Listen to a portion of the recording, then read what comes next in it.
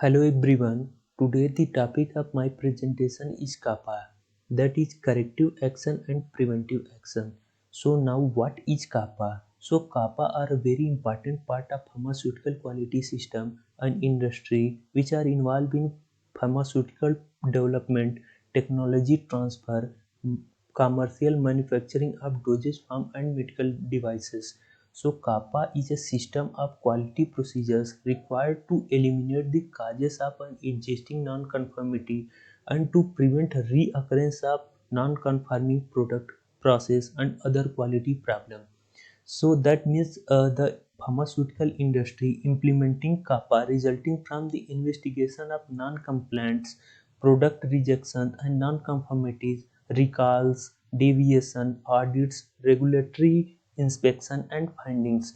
So corrective action is basically to eliminate the cause of a detected non-conformity, but the preventive action is the process to eliminate the cause of a potential non-conformity or other undesirable situation. So that means the ultimate purpose of CAPA is to assure the problem can never be experienced again in future. So this is the flow diagram of CAPA.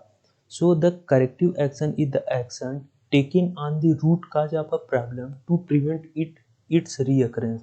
Suppose if I am taking an example, your motorcycle was not starting, and you investigate and find out that the root cause was the carbon accumulation on spark plug.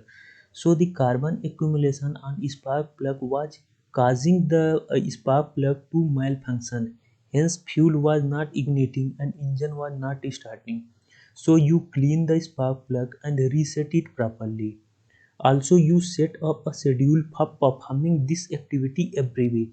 Therefore, in this example, cleaning and resetting properly every week is the corrective action taken, and the accumulation of carbon on spark plug is the root cause.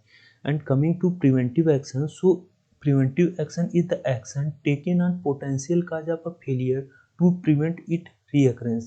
Suppose if I am continuing the previous example, means in the motorcycle, so your motorcycle is now running smoothly as earlier problem was fixed, but you want to make sure that the engine does not face any type of problem in the future. So you open the carburetor and clean it to get rid of the dirt.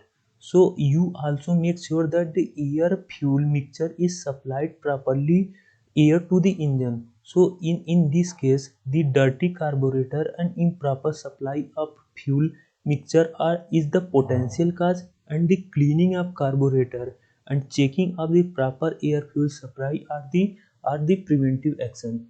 So these are the difference which are uh, difference of the corrective and preventive action. So corrective action is basically reactive process, but preventive action is the proactive process. Corrective action is based on the non-conformance event that has happened in the past, but the preventive action is based on preventing a non-conformance event in the future. So corrective action is the documentation for a corrective action provide evidence that the problem was recognized, corrected and proper controls installed to make sure that it does not happen again. But in preventive action, the documentation for a preventive action provide evidence that an effective quality system has been implemented that is able to anticipate, identify and eliminate potential problems. So these are the activity by which the kappa corrective action may arise. So the like out of specification, uh, audit observation, event and deviation, non-conformance, audits, customer complaints and adverse effect. So in this problem we take the corrective and preventive action and sort out this type of problem. These are the elements of infection like defect, delay, accident, waste, mistake and non-conformity.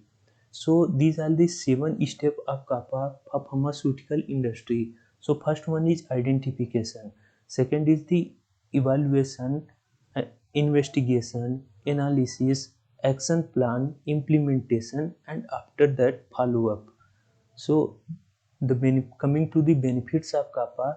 So kappa is to improve the quality, to recognize existing or potential quality issues, to make sure that the same issue does not reoccur, and reduce risk to patients, increase quality supplies and components, product design and waste tested to meet the customer requirements, and waste elimination. So these are the references. Thank you.